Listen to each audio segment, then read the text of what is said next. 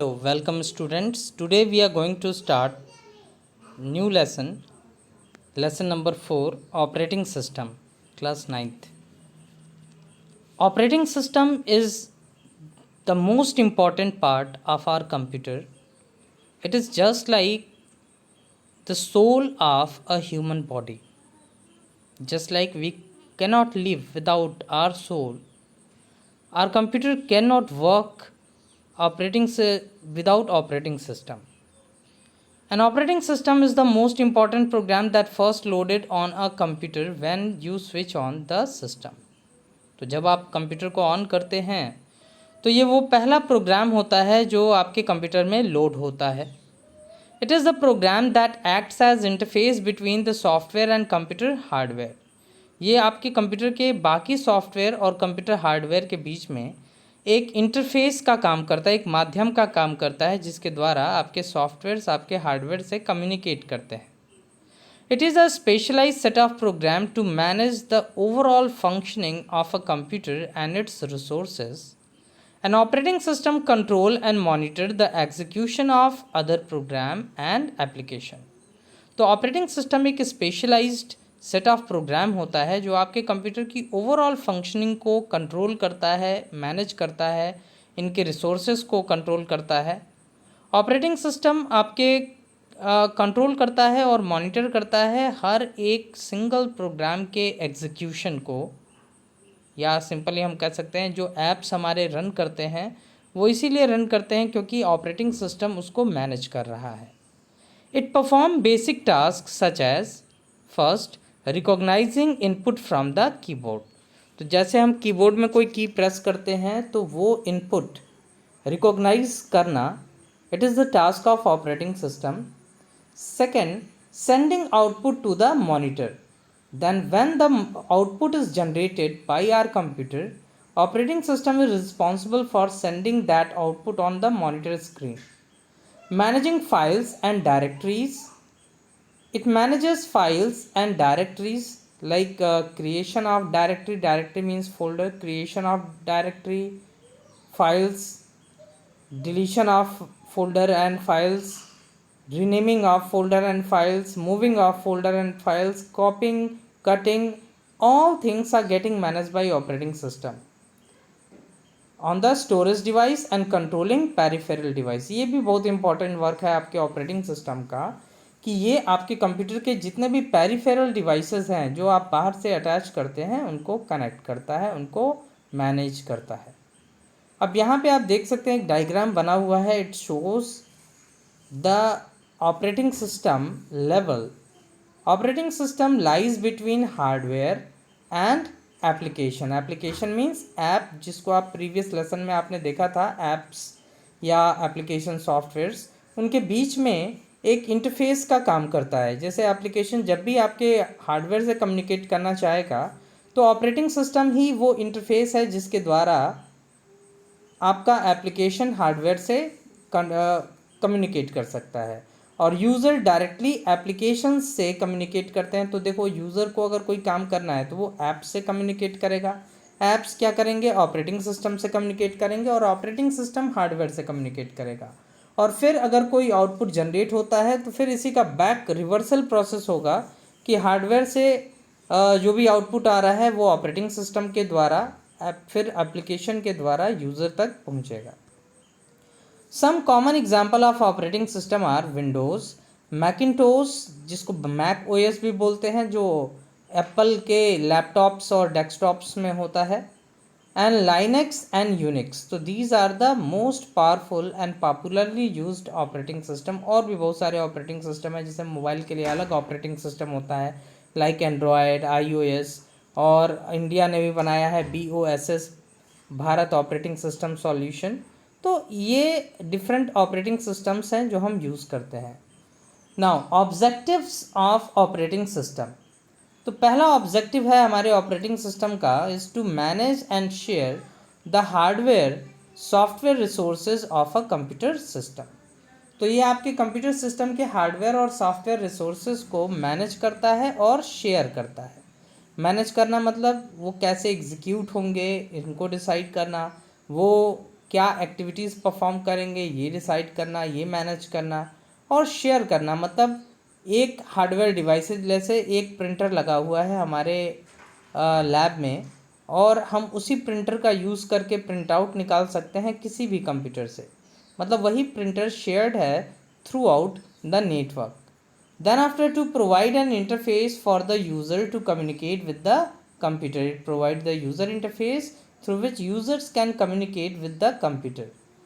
Third, to send message to each application or interactive user or to system operator about the status of operation and any error that may have encountered or occurred.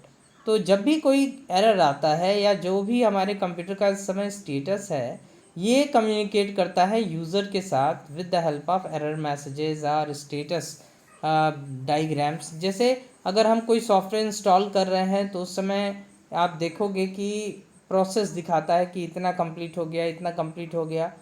या कोई file copy करते हैं तो भी वो दिखाता है कि एक ग्रीन कलर की लाइन फिल हो रही है। तो ये स्टेटस शो कर रहा है कि our computer is working on it. और अगर कोई एरर आता है, कोई प्रॉब्लम आती है, तो it will raise the error message in front of users. Fourth, to be responsible for security, ensuring that unauthorized user do not access the system। ये बहुत इंपॉर्टेंट चीज़ है। Operating system with the help of user name and password ये manage करता है कि आपका computer unauthorized user के द्वारा एक्सेस ना किया जा सके। नेक्स्ट है हमारा कंपोनेंट्स ऑफ ऑपरेटिंग सिस्टम। तो operating system is mostly divided into two parts, shell and kernel. अब देखो यहाँ कर्नल की स्पेलिंग कोनल वाली नहीं है, KERNEL होती है, याद रखिएगा। To perform the above mentioned task the operating system has two components, shell and kernel. Shell handles the interaction with the user and kernel handle the interaction with the hardware. जैसे आप इस diagram से देखें कि ये जो operating system है वो दो चीज़ों से जुड़ा हुआ है, हार्डवेयर से और एप्लीकेशन के थ्रू यूज़र से। तो ऑपरेटिंग सिस्टम का वो पार्ट जो हार्डवेयर से कम्युनिकेट करता है, मतलब हार्डवेयर से जुड़ा होता है, वो हमारा पार्ट, उसको हम बोलते हैं सेल, कर्नल। एंड वो पार्ट जो आपके यूज़र से जुड़ता है उसको हम बोलते हैं सेल। तो सेल यूज़र से इंटरेक्शन कराएगा और हार्डवेयर से इंटरेक्शन हमारा कर्नल कराएगा। तो this is the use of और these are the part of operating system. एक एक करके इसके बारे में हम देखते हैं। तो सबसे पहली चीज़ है हमारी सेल। तो shell an interface to the operating system is called shell. It is outer most layer of the operating system and manage the interaction between you and operating system by first prompting you for the input।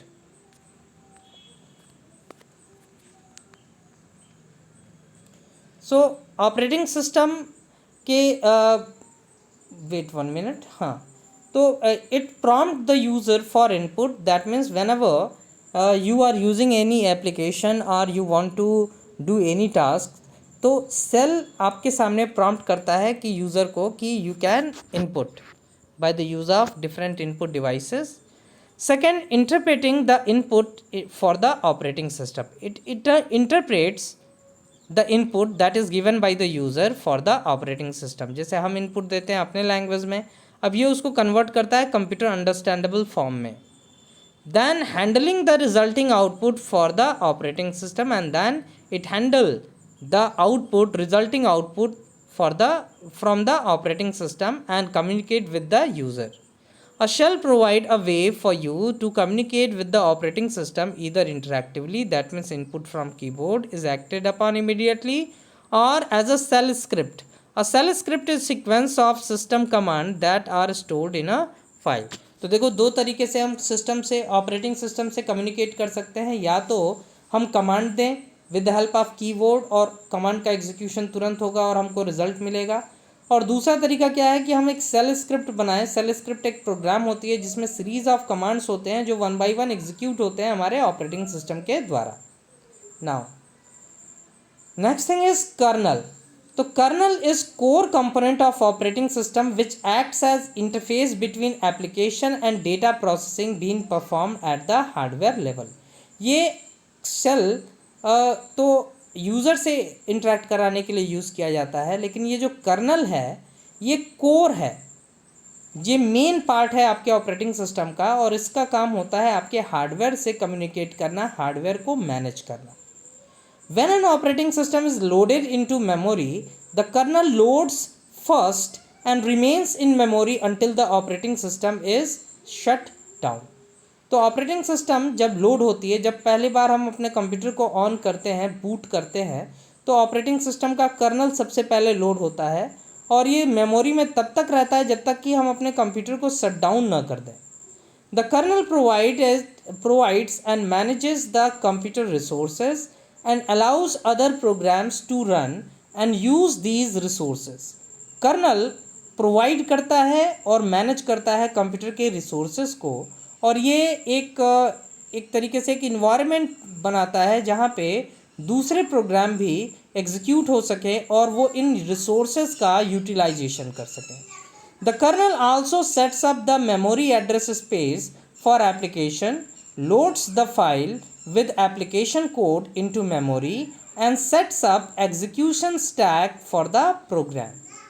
Now, the kernel is responsible for performing the following task.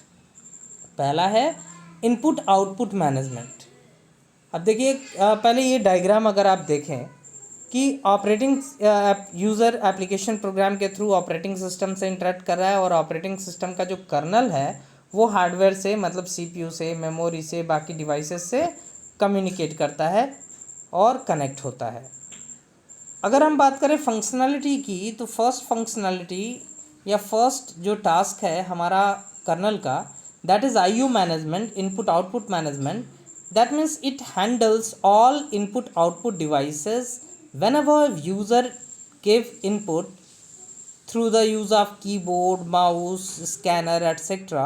so it is get recognized by the kernel, and then whenever the output is generated, whether the output is generated on monitor screen or on printer or on a speaker, all these are managed by kernel. Then after memory management, so whenever we execute any application, then it occupies some amount of memory in primary memory, that means in RAM, so that is managed by our kernel. तो जैसे अगर हम कोई software run कराते हैं या कोई video play कर रहे हैं या कोई भी एक्टिविटी कर रहे हैं, तो वो तब रन करता है जब उसका कुछ पार्ट आपके रैम में हो, रैंडम एक्सेस मेमोरी में हो, तो उसको मैनेज करने का काम हमारा कर्नल करता है। थर्ड जो टास्क हमारा कर्नल परफॉर्म करता है, that is process management and application execution. Process management, पहले जानो प्रोसेस क्या होता है। Whenever we execute a software और program, so when the program is in execution, मतलब जब प्रोग्राम एग्जीक्यूट हो रहा है तो उस समय उसको हम बोलते हैं प्रोसेस। एंड प्रोसेस को मैनेज करना, एप्लीकेशन के एग्जीक्यूशन को मैनेज करना, this is the task of kernel. अब इसको ऐसे आप समझ सकते हो कि अगर आपके कंप्यूटर में एक समय में कई सारे टास्क रन कर रहे हैं, मतलब आप कोई फाइल कॉपी भी कर रहे हो, साथ ही साथ इंटरनेट से डाउनलोडिंग भी कर रहे हैं, और साथ ही साथ वर्ड में कुछ टाइप भी कर रहे हैं, तो ये तीन काम आप एक साथ कर रहे हैं कंप्यूटर में, लेकिन हमारा कंप्यूटर एक समय में केवल एक ही टास्क परफॉर्म करता है। तो ये एग्जीक्यूशन इस तरीके से होता है कि पहले first task fraction of second के लिए, फिर दूसरा टास्क, फिर तीसरा टास्क, फिर पहला, फिर दूसरा, फिर तीसरा, और हमें इल्यूज़न होता है कि हमारा जो कंप्यूटर है वो कई सारे प्रोसेस को रन कर रहा है, लेकिन एक फ्रैक्शन ऑफ सेकेंड में एक ही प्रोसेस रन करता होता है। ये मैनेज करना हमारे कर्नल का काम है। Then after device management through the use of device driver, it manages all the devices connected to our computer with the help of device drivers. And finally, last thing is system call control. So it controls all system call and interrupts that are generated by our computer, peripheral devices और computer. जैसे मान लो अगर हमारे computer में कोई process चल रहा था और हमने कीबोर्ड से उसको स्टॉप करने के लिए कोई की दबाया, तो हमने क्या किया, एक सिस्टम कॉल किया, हमने एक इंटरप्ट जनरेट किया। इसको आइडेंटिफाई करेगा हमारा कंप्यूटर का operating system, that is OS, और इसका जो मेन पार्ट कर्नल है वो, और फिर उसके बिहाफ पे जो एक्टिविटीज़ है वो परफॉर्म की जाएगी। जैसे अगर हम मान लो कोई सॉफ्टवेयर इंस्टॉल कर रहे हैं और हमने कैंसिल बटन दबाया तो प्रोसेस कैंसिल होता है और ये मैनेज करता है हमारा colonel. Earlier, all the basic system services like process, memory management, interrupt handling, etc., were packaged into a single module in kernel space. This type of kernel was called monolithic kernel. तो ये जो colonel approach जो अभी आपने पहले देखा है ये पुराना अप्रोच है। इसमें सारी की सारी जो एक्टिविटीज़, सारे के सारे जो टास्क हमारा कर्नल परफॉर्म करता है वो एक ही यूनिट में, एक ही जगह पे ऑर्गेनाइज करके एक ही प्रोग्राम में रखा जाता है। इसको बोलते हैं monolithic kernel. The problem with this approach was that the whole kernel had to be recompiled for even a small change. तो इसका सबसे बड़ा ड्रॉबैक ये था कि अगर हम ऑपरेटिंग सिस्टम बना रहे हैं उस समय अगर हमने कोई नई फंक्शनलिटी ऐड करनी है तो पूरे के पूरे कर्नल, चूँकि पूरा कर्नल का कोड एक ही जगह पे है, तो अगर थोड़ा सा भी मॉडिफिकेशन होता है तो हमें रिकम्पाइल करना पड़ता था। इससे बचने के लिए, इस मोनोलिथिक कर्नल से के अप्रोच से बचने के लिए नेक्स्ट अप्रोच आया माइक्रो कर्नल। तो in the modern day approach to monolithic architecture we have micro colonel.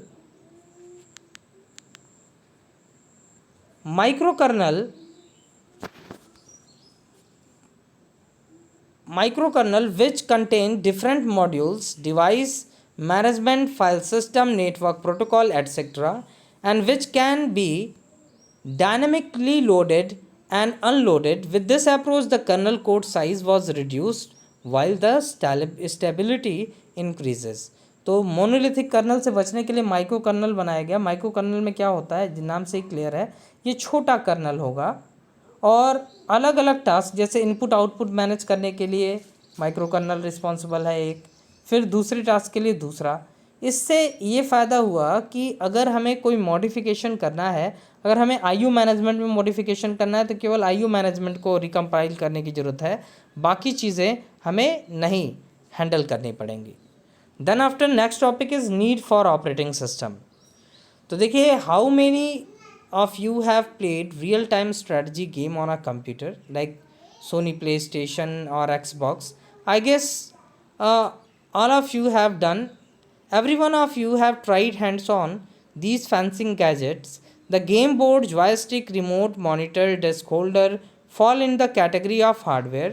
The game, its characters, the sound, animation effect fall in the category of software. Have you ever wondered how do the hardware component interact with the software component? At this point of time, the need for operating system is realized.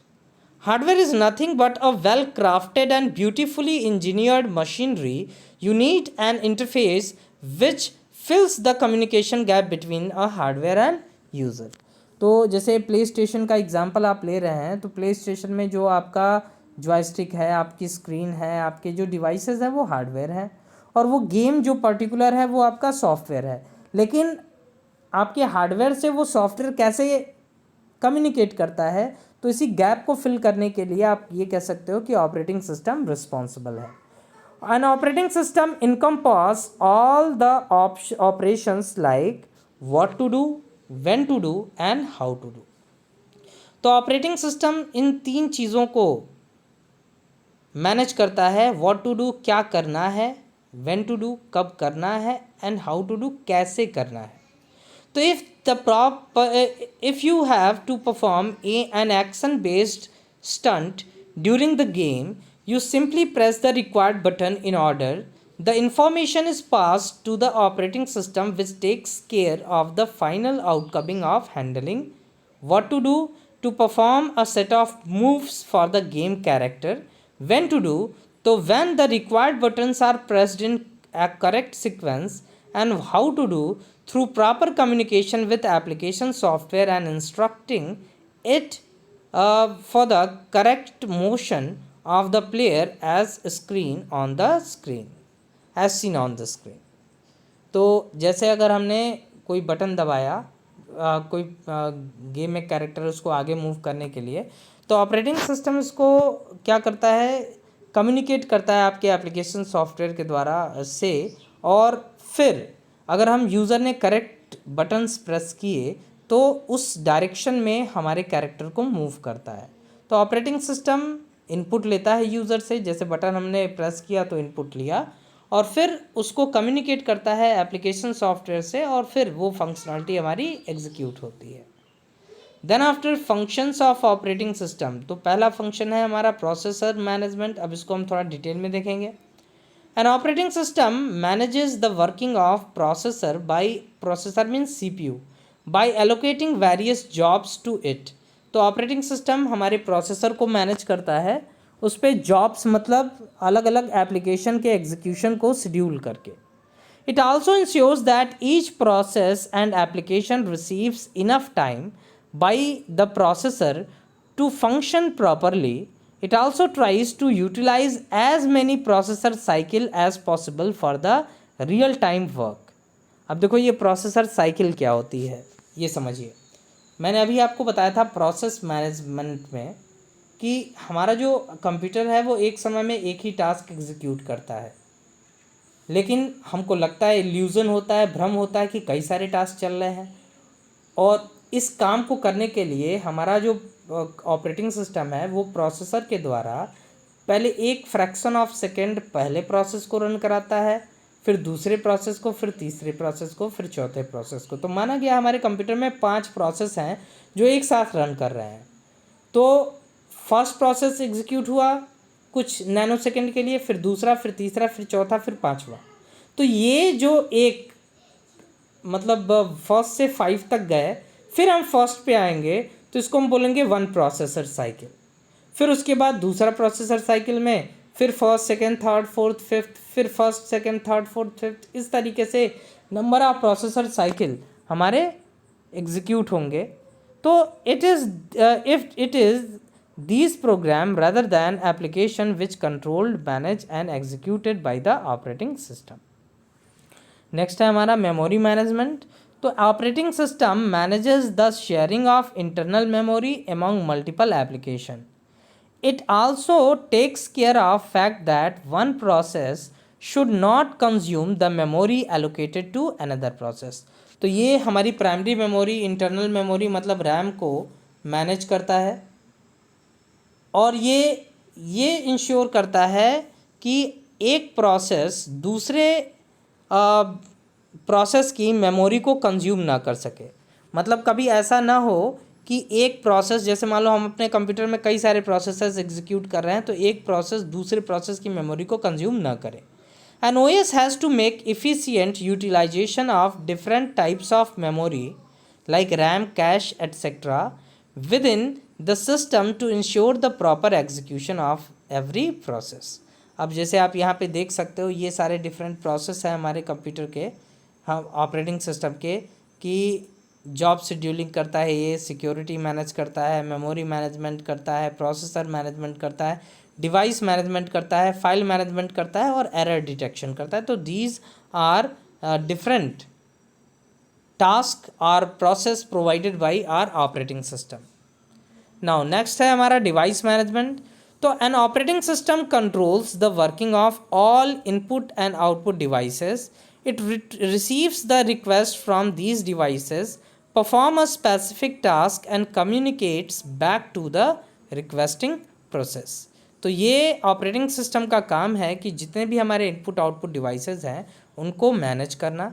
अब इसके लिए जब भी इन devices से कोई request आती है, जैसे कीबोर्ड से हमने कोई की प्रेस किया, तो ये उस स्पेसिफिक टास्क को एग्जीक्यूट करेगा और उसके बाद उसका जो रिज़ल्ट है वो मॉनिटर की स्क्रीन पे डिस्प्ले करेगा। देन आफ्टर फाइल मैनेजमेंट, तो operating system keeps track of information regarding creation, deletion, transfer, copy, storage of file in an organised way. It also maintains the integrity of data stored in these file including the file directory structure। तो operating system हमारे files को create करना हो, transfer करना हो, copy करना हो, store करना हो, उसका स्टोरेज लोकेशन चेंज करना हो, ये सारी चीज़ें मैनेज करता है। और साथ ही साथ हमारे फाइल्स की इंटीग्रिटी को भी मैनेज करता है कि जो डिवाइस डायरेक्टरी स्ट्रक्चर है कि किस फोल्डर के अंदर इसको रखा गया है, उसकी क्या डिटेल्स हैं, उसकी साइज़ क्या है, इन सब चीज़ों को मैनेज करता है। Then after security, तो operating system provide various techniques which ensures or assures the integrity and confidentiality of users data. Following are the security measures which are used to protect users data from threats and intrusion. First है protection against unauthorized access through login and password. तो login और password के द्वारा ये protection provide करता है जिससे unauthorised user या जिसको हम बोलते हैं इंट्रूडर मीन्स घुसपैठिया, वो कभी भी हमारे कंप्यूटर में को एक्सेस ना कर सके, उसमें मतलब लुक थ्रू ना कर सके। Second, protection against intrusion by keeping the firewall active. और दूसरी चीज़ ये है कि पहले तो यूज़र नेम पासवर्ड से तो प्रोटेक्ट कर ही दिया, हम फायरवॉल को भी एक्टिव करें जिससे किसी भी टाइप का इंट्रूजन ना हो सके। फायरवॉल नेटवर्क लेसन में मैंने आपको एक्सप्लेन किया हुआ है। Protecting against malicious access to the system memory. Malicious access malicious software के द्वारा होता है जिसको बोलते हैं मैलवेयर, वायरस, वर्म एटसेट्रा, तो उससे आपके कंप्यूटर को प्रोटेक्ट करता है। And fourth, displaying messages related to system vulnerability. तो वल्नरेबिलिटी क्या होती है कि किसी भी घटना या किसी भी गलत चीज़ होने की संभावना, तो उसके रिगार्डिंग ये मैसेजेस को डिस्प्ले करता है। जैसे कभी देता है कि your computer might be at risk, please update the antivirus software etcetera. तो these are getting manage by the operating system. Next is error detection. तो from time to time the operating system checks the system for any kind of external threat or malicious software activity. It also checks the hardware for any type of damage. In this process, it displays a number of alerts to the user so that appropriate action can be taken against any flaw or damage caused to the system. तो ये आपके computer को continuously monitor करता रहता है, आपके hardware को monitor करता रहता है, और किसी भी प्रॉब्लम की वल्नरेबिलिटी आने पे ही ये आपको एरर मैसेजेस देता है जिससे आप कंप्यूटर को मैनेज कर सकें और उस एरर से आप बाहर निकल सकें। Next is job scheduling in multitasking operating system. Multitasking operating system मतलब ऐसा ऑपरेटिंग सिस्टम जहाँ पे मल्टीपल टास्क एक साथ एग्जीक्यूट हो रहे हैं। Where multiple programs run at the same time, operating system determines which application should run in which order and how much time should be allocated for each application in turn. तो ये मैंने बताया multitasking operating system में multiple task एक साथ run करते हैं लेकिन एक समय में एक ही टास्क एग्जीक्यूट होता है। तो ऑपरेटिंग सिस्टम ये डिसाइड करता है कि किस ऑर्डर में, जैसे 5 प्रोसेस हैं तो पहले फर्स्ट फिर सेकंड, तो किस ऑर्डर में कौन सा प्रोसेस सबसे पहले एग्जीक्यूट होगा, फिर दूसरा, फिर तीसरा, फिर चौथा, ये डिसाइड करता है। और ये टाइम एलोकेट करता है कि हर एक प्रोसेस को हर प्रोसेस साइकिल में इनफ टाइम मिल जाए जिससे उसका एग्जीक्यूशन कंप्लीट हो सके। Now next topic is types of operating system. So in the past 3 decades, computers have taken a grand stride towards excellence and high performance. From very basic physical configuration, computers have miraculously transformed into one of the most powerful yet complicated portable devices. In similar way, operating systems have also been developed at a rapid pace to serve the needs of user. Let us learn these different type of operating system. तो जैसे आप देखेंगे कि time by time हमारा जो computer है वो बहुत चेंज हुआ है कि अब फर्स्ट जनरेशन कंप्यूटर और आज के कंप्यूटर से अगर आप कंपैरिजन करोगे तो आज की डिवाइसेस बहुत ही स्मार्ट हुई हैं और छोटी हुई हैं। वैसे ही पुराने जो ऑपरेटिंग सिस्टम से और आज के जो मॉडर्न ऑपरेटिंग सिस्टम है इनमें भी बहुत सारा अपडेशन और मॉडिफिकेशन हुआ है। तो एक एक करके हम इन ऑपरेटिंग सिस्टम्स के टाइप के बारे में डिस्कस करेंगे। पहला जो टाइप है वो है सिंगल यूज़र ऑपरेटिंग सिस्टम। नाम से ही क्लियर है, सिंगल यूज़र ऑपरेटिंग सिस्टम वो ऑपरेटिंग सिस्टम जिसको एक सिंगल यूज़र एक बार में यूज़ करे। तो single user operating system was initial version of operating system when the concept of multi threading and multi programming user were yet to be exploited properly. These operating systems should support only one user at a time. The most popular single user operating system were Microsoft Windows 3.1, Microsoft Windows 95, and Microsoft DOS. DOS means disk operating system. Due to their limited features, they are no longer in use nowadays. अब हम इसको use नहीं करते हैं. इसमें एक समय में केवल एक ही यूज़र उसको यूज़ कर सकता था. Then after graphical user interface based operating system, GUI based operating system. तो दिस ऑपरेटिंग सिस्टम जो आज की डेट में हम लोग OS यूज़ करते हैं वो सारे के सारे GUI बेस्ड हैं. So this operating system is graphical based and interactive in nature. The command were replaced by graphical symbols displaying on the computer screen. The user can do all operation by clicking with the help of mouse or joystick. These graphical symbols, now a user does not need to cram the lengthy commands on the syntax as they had to do in CUI, जिसको बोलते हैं Character User Interface. Example of GUI based operating system are Windows 95, XP, 7, 8, 8.1, 10. All are example of interactive GUI based operating system. Then after here next comes multi user operating system. As नाम से clear है कि एक समय में कई सारे user इस ऑपरेटिंग सिस्टम को यूज़ कर सकते हैं. तो multi user operating system allows more than one user to use the same computer at the same time or different time. Some of the operating system which fall in the category are Linux, Unix, Windows 2000, Windows 2000 Server, etc. Then after next is multitasking operating system. Multitasking operating system can execute multiple tasks at the same time. So the ability to perform more than one task at a single instance of time is called multitasking. An operating system which capable of doing multiple tasks or executing process while using common processing resources like CPU is called multitasking operating system. मतलब वो एक ही common CPU को use करके कई सारे task एक बार में execute कर सकता है, तो उसको हम बोलते हैं मल्टीटास्किंग ऑपरेटिंग सिस्टम. आज के डेट में जितने भी ऑपरेटिंग सिस्टम है वो इस कैटेगरी में आते हैं. Most of the operating system follow in this category. Example are Windows XP, 7, 8, 8.1, Windows 10. All are example of multitasking operating system. Then after multi threading operating system. तो these are the operating system which allow different part of an application और program to run simultaneously. मतलब ये एक ही programme को कई part में divide कर देता है और हर पार्ट अलग अलग एग्जीक्यूट होता है, जिससे हमारा जो टाइम है वो सेव होता है. This feature of the feature of multitasking multithreading can delay the execution response of certain process. For example, if you host a game on LAN, your friend will utilize different part of the same game by communicating to your machine at the same time. The resources will be utilized from your machine, which can be performance degrading factor. The common example of such operating system are Windows XP, Unix and Linux. Next is RTOS, real time operating system. So real time operating system is designed to handle real time scenario and problem.